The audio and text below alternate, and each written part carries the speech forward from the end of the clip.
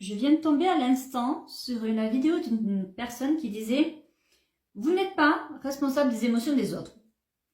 Donc au bout d'un moment, si les gens autour de vous ne sont pas contents, tant pis. » Je trouve ça brut et je trouve que ça ne prend pas en compte un truc qui est très important, c'est que l'humain est fait pour vivre en meute.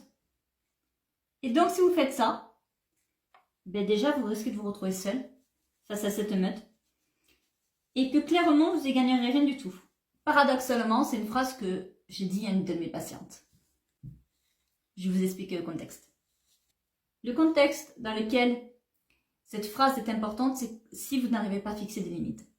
Souvent, les personnes qui ont du mal à fixer des limites, c'est parce qu'en fait, elles ont peur de blesser. Elles ont peur de faire du mal aux autres. Et pourquoi, d'après vous, elles ont peur de faire du mal aux autres? C'est parce qu'elles ont peur de ne plus être aimées. Parce qu'il y a un problème de confiance et d'estime de soi. Donc, pour plaire aux autres, on accepte tout. On dit d'accord pour tout. Et puis un jour, on se retrouve complètement envahi et on veut fixer des limites, mais on a peur.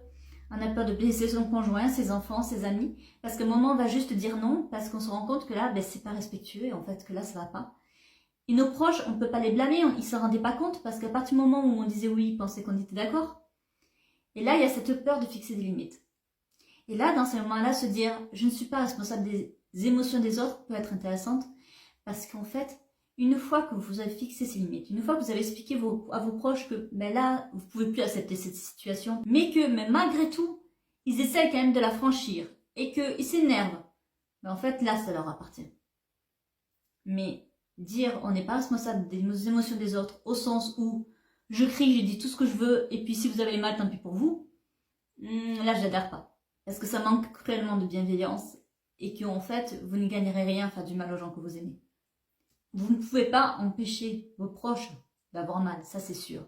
Et vous ne pouvez pas empêcher vos enfants d'avoir des hauts et des bas. Mais au bout d'un moment, si un proche est heurté parce que vous avez mis une limite, en fait, c'est son problème.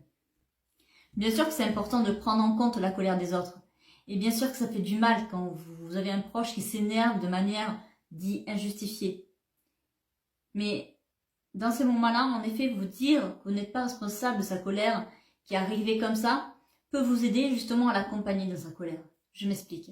Si la personne se met en colère, vous pouvez imaginer que vous montez la vitre d'une voiture devant vous et que la personne s'excite hors de la voiture. Déjà, ça va vous permettre d'éviter de ressentir trop sa colère et donc de lui renvoyer de la colère.